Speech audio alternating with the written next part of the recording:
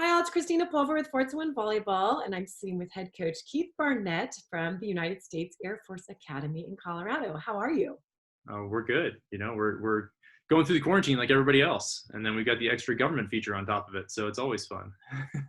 Right. I hadn't really thought about that. So what are you able to do to stay connected with the team?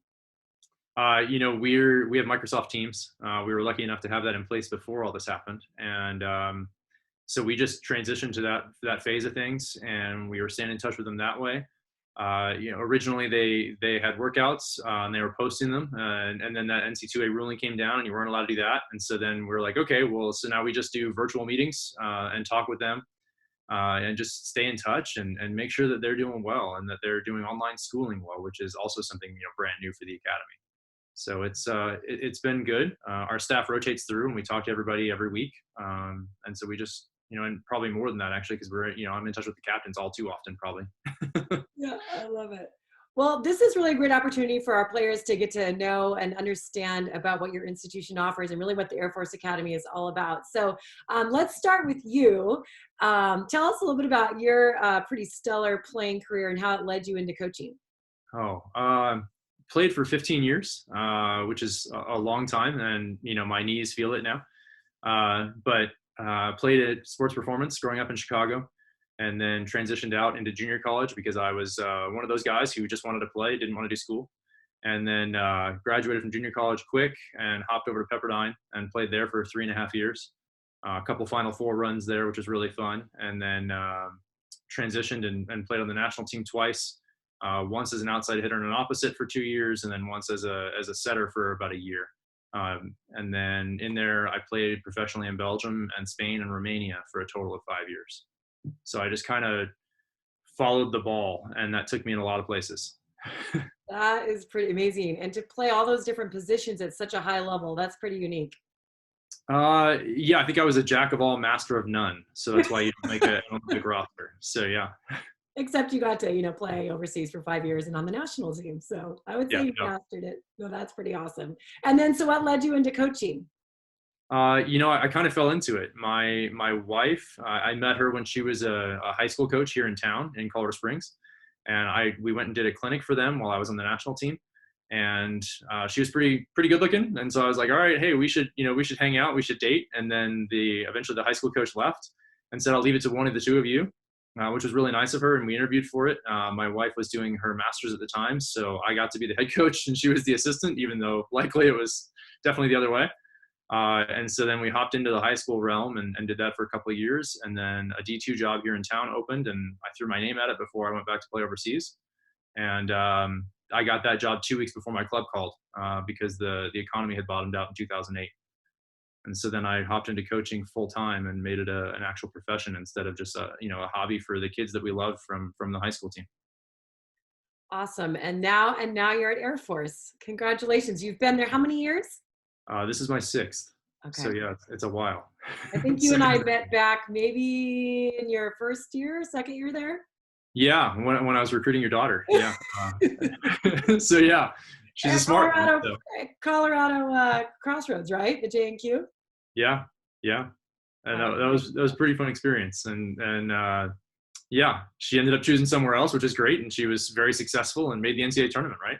Thank you. Yeah, a couple times. Yeah. So yeah, it's all about finding the right fit. Yeah. And we're determined to get some kids out to you. So let's talk about Air Force. So paint a picture what it's like to be a student athlete at Air Force Academy. It's a lot of life balance. You've got three things on your plate. You got to be a student, you got to be an athlete, and then you have to also be, a member of the military. When you're done, but then also while you're here, there's certainly an aspect to that goes on. You're in a squadron. You'll have, military jobs. You'll do military training. You come in and you do basic right away, your freshman year that summer. So there's a lot of pieces to it, and I think that balance is really critical to trying to figure out who you are as you go through this. So yeah, Yeah. So in terms of when you say you do basic your first summer, so the summer before fall or the summer after fall? the summer before. Yeah, so you come in that June of your senior year, Okay. and then that transition phase, and so your last day of basic is actually our first day of practice. So there's an Okay. overlap there. right, awesome. And then so you have your 4 years, and then what do you owe afterwards? You owe five Okay. automatically because everything's paid for, and then you get a stipend on top, and then you're also getting, a normal degree covers about 120 units in order to graduate, and here it's about 139. Okay. And you get all kinds of really cool experiences. You can travel the world and go see other bases. You get to jump out of an airplane. You get, all kinds of things. And so it runs about $110,000 a year is what Congress allocates for this to happen per student. Okay. So it's quite expensive. And so along with that comes a service requirement of 5 years. And then if you do something else, like if you want to be a doctor or if you want to be a dentist or if you want to go, the lawyer route, the more education you acquire, the more the government owns you for longer. Okay. Nothing's free. Gotcha. And you said so they get their tuition paid for plus a stipend throughout their tenure there? Yeah, through all 4 years, every month, Oh, all 12 months. Yeah, anywhere from 480 to $800 a month. Sometimes it's 1,000. It just kind of depends. It fluctuates based on whether you're here to eat the food or not. Sometimes they have to pay you for the time that you're not here, for the food that you're not eating. okay. So that, when you come back in January after you've been home for Christmas, you actually get a bigger paycheck, which is kind of interesting. That is nice. Yeah. So then in each subsequent summer, when do they report? It kind of depends. Summer right now is divided into three sessions, three Okay. 3-week sessions. One of those can be leave.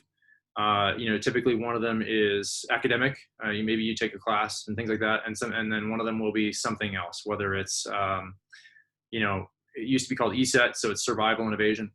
So they train you that way. Then there's something where you can go shadow someone else, so you go see what the actual job is inside the Air Force. It's called ops, so operations. And then somewhere in there may run basic your junior or your senior year because they want those leadership opportunities. So it's a mix of things, and you get a 4-year leadership opportunity here to figure out who you want to be as an officer.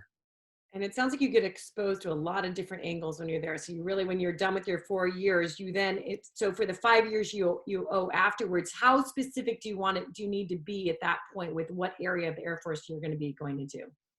Your education you acquire here doesn't always play into the job you get inside the Air Force. Okay. Sometimes it will. It depends on how specific you want to be. Mhm. But let's say, so 10% of the class each year gets graduate school right away when they graduate. So around 100, 120 kids each year go straight to grad school, and that's all paid for as well. If you go to med school, that's all paid for. So you have to qualify for those things, and it's really good competition, obviously, because everybody who comes here is pretty smart. The average coming in is about a 29 on the ACT. Okay. So it's pretty incredible. You need a 1350 on the SAT to come in. So those are Okay. the two kind of numbers that give you a good idea as to who you're competing with. Is Uh, GPA part of that too? yeah. It's called an academic composite, but typically your GPA is reflective of what your score will be. Typically, and then so then you end up in the Air Force, and its needs of the Air Force is number one, right? Because the government's going to tell you how it is, and then number two is going to be kind of what you thought you picked and where you wanted to go and how high you ranked inside your class. And then the third one will be, okay, well, here's the realities of the job that you actually got into based on how well you did. Okay. So, yeah. And typically 70% of the class gets one of their top 3 selections. So, and as you're here, you start to sort through who you want to be and what job you want to do. Okay. And there's Gotcha. like 150 jobs. So there's a lot of Oh, options. wow. Very, Yeah. very diverse. Yeah. Okay, so let's kind of backtrack then back to being a volleyball player. So they've done their basic training. It's first day of practice. You guys are part of the Mountain West Conference. In volleyball season, how different really is it for a player with you versus a player at a different college? The academic demands are higher. Our Okay. classes move really fast. You're going to have to do a better job with your time management skills. We also travel with it's called an officer representative, and we can also take tutors with us. And so our officer representative is almost always going to be someone who can tutor for us on like a STEM side of things. Okay. And they're going to be a teacher at the Air Force Academy, and so they're actually going to give up their classes for a couple days to go on the trip with us. So sometimes we end up with more more actual application and more time in a certain subject on the road than you would if you'd have stayed home, because you would have only had one class period there. And instead you have the professor here to teach you for 3 or 4 days on the road. So Okay. that can actually work out really, really well. Yeah, But so you guys are typically Thursday through Sunday or Thursday through Saturday night. What's your travel schedule like? yeah, currently it's Thursday, Saturday. So we'll leave on a Wednesday and then we'll try and get back Saturday evening. Okay. Everybody's pretty good about scheduling those things, so you can get back Saturday night. Yeah. And you're good with pre-med, nursing. They're able to take any of those majors. Yeah, you can do anything you want. The way the academy is structured is you have classes in the morning, and then there's an academic block. An athletic block in the afternoon, and so everyone is off. From about 2 to 6. Okay. And so somewhere in there, we're going to have practice, and whether it starts at 2:30 or on some days we start at 3:30, it just kind of varies a little bit based on where we are in the season and what everybody has in terms of demands off their schedule. And does everyone on the roster travel? In the first 4 weekends, we do. And then the conference has a stipulation where we were able to travel 15 to each conference match. Okay, awesome. Yeah. And then in terms of like strength training, is it more rigorous in the Air Force or is it similar to other schools? I'd say it's similar. You do have, some fitness tests and some things that you have to pass. So we started changing it a little bit this year towards those demands. And they're more total body anyway, rather than just sport specific, but we tried to keep it a little bit of a balance, because volleyball is a lot of hips, back, shoulders, and core. And the tests, some of them are a lot of upper body for the Air Force Academy. So somewhere in there is a good balance, because upper body is still hyper important for our kids, especially, it'll protect your shoulder and allow you to take all those swings that we want you to take in the ball. So yeah, absolutely. So it can be a little bit maybe intimidating for someone that doesn't come from a military background from their parents. Sure. So let's say I'm a highly academic kid. I love volleyball. I want to take advantage of the opportunities. Do I have to have a different type of mentality to be successful there? Do I need to be really thick-skinned? Kind of paint that picture for us that didn't grow up with a military background. Yeah, I'd say right now about 20% of our team has a military background, either a parent or, someone who was, maybe a parent was in the, police force or, fire, something like that. And then the rest is everybody who is highly academically motivated, and they were also good volleyball players. And so I'd say 90% of our team right now is someone that we've reached out to. And then 10% is that they reached out to us first. Okay. So most of the time we're going to them and saying, here's who we are. This is what we offer, and so all of this comes with it. It's like a smorgasbord, and you get to eat off of all of it. You don't get to just pick and choose sometimes. Sometimes you get the military side of things, whether you want it or not. Sometimes you get the high academic side of things, whether you want it or not. And so everybody just kind of gets all of us. Yeah. And so in order to succeed here, you have to be really highly organized, and you have to be driven. There has to be something else as to why you choose here. Yeah. Because we're the only place in the world that does this. The Army and Navy exist too, but they're also the only things that do what they do. There's some overlap there, but not much. We're still just, the only institution in the world that's the United States Air Force Academy. Yeah. Back a long time ago when I actually got to play in a tournament up at your school, and it is so impressive. Just to, the whole everything about it, and it's just gorgeous. Is it also where the national team will play? Am I correct? And train up in your general area, Colorado. Yeah, same city. Yeah. So Colorado Springs is Olympic City, USA. Is how we market ourselves. The Olympic Training Center is here in town. Then there's the Air Force Academy, and then there's several actual there's 2 Air Force bases. Then there's an Army base.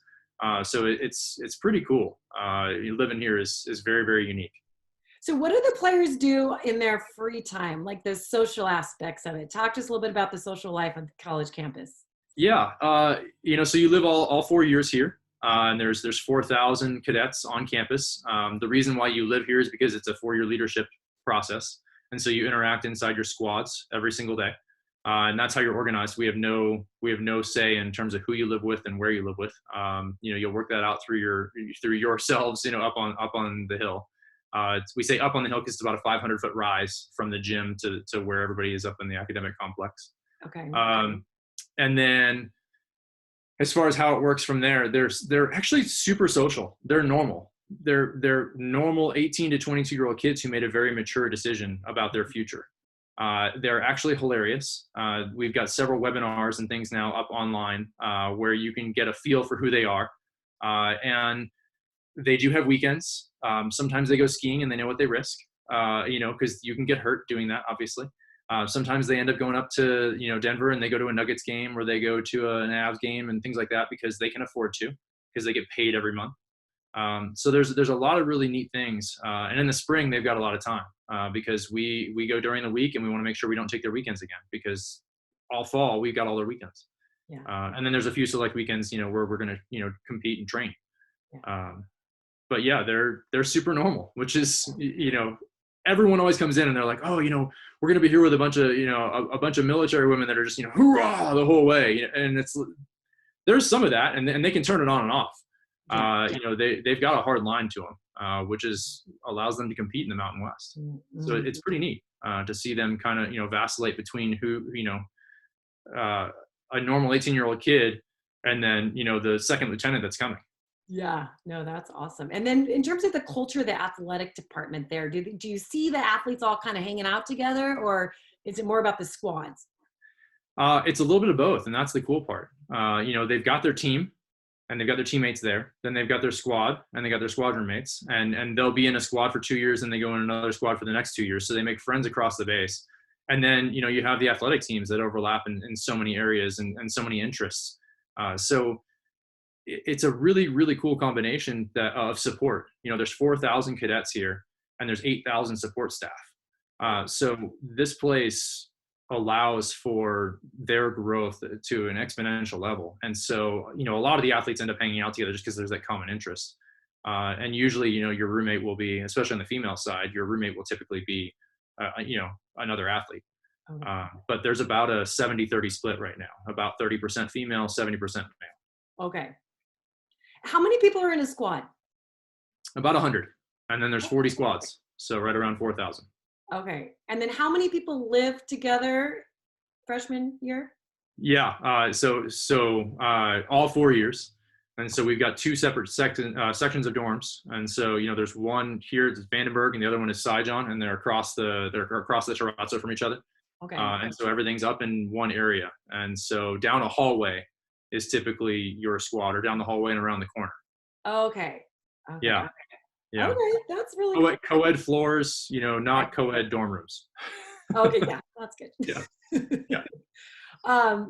All right, so then back to you and your coaching philosophy. When you have them in the gym, are you militant style? Or are you, because you're a pretty easygoing guy. I know you have 3 kids. Talk to us about your coaching philosophy. Sure. There's a civilian side of me, and there's the side of me that says, my job here is to allow them freedom, because they have to choose to come down. Once you're into the Air Force Academy, you don't have to stay on the team. It's congressionally mandated that that you're nominated, that you're in here. It's not tied to a scholarship, so to speak, from volleyball. So they choose to come down and be on the team and put in this much work. So they come down. They work super hard, and I give them a lot of freedom, and I want to give them a lot of information. Hey, here's why you want to do this. Hey, here's how you want to do this. And this is how they come together. And then we try and teach our team, and it takes a little bit longer, because they've got so much on their plate for them to get a hang of it. So I think that we want to get deep and get old. Coming in as a freshman and having to start, it's hard. So not only just from being here at the Air Force Academy, but then you jump in the Mountain West, and that's rough. Like there are some really, really, really good teams here, and some really physical teams. So my coaching philosophy is, let's give you time. Let's give you information. Let's see how well you can adapt to this. And at the same time, we're going to give you this amazing opportunity. It's a $500,000 scholarship. And on top of that, it comes with all these really, really cool pieces. And we're a really, really well blended staff in terms of what we expect of you. there's higher expectations as a senior than there were as a freshman, but even then some freshmen come in and they're just on it right away. And so then we can push a little bit harder. So yeah, that's kind of who we are. It's a nice balance. Yeah, no, absolutely. It sounds like just such a neat overall experience, and just very, very unique, like you said. Now, do you have like a biggest rival in the Mountain West? Geographically, I'd say that we're more rivals with like CSU, Wyoming, and UNM, just because Okay. they're up and down the Front Range here. Uh, Um, and but everybody likes to get up for the Army Navy games whenever we play them, sure. because there's the Service Academy rivalry. But we, nobody's really a rival until you start to beat them on a regular basis, or until you start competing for championships. And we're not there yet. So, yeah. Yeah. So, one other question I think I've got to bring up. The mental health initiatives like your school provides in terms of like I think it's just frankly can be difficult for any freshman those first few months in particular. What happens when someone is on the roster, wants to stay on the roster Air Force, but just struggling? What kind of help do you guys provide? Yeah, we've got such a big blend of things. Like we said, there's 8,000 support staff. So there's anything from mental health professionals to, you've got your AOC, who's the person in charge of your squadron, who's a, professional soldier who can help you with this process and has, oftentimes graduated from the academy and understands this. Mm-hmm. You've got our staff where, our assistant, Elise Richardson, is an academic All-American at CU. And so she understands the rigors of being, that disciplined. Yeah. And then I was a professional player, so I understand what it takes in order to, sacrifice everything in order to get as far as you can at something, which is what you're going to have to do here too. So I think that there's a good blend there in terms of advice and growth. And then you also play in the Mountain West. And so that field and that competition provides for that growth as well, where you're going to, as a human being, you're going to grow and change while under stress. Yeah. And so how you handle that is in accordance to how well you're equipped. And I think that we have, 6-7 different avenues to help, guide a person through and become a good second lieutenant and a good person for the rest of their life, obviously. Yeah. What percentage of the teams stick with it all 4 years? Volleyball. You mean like all of our players? Yeah. Like, the roster.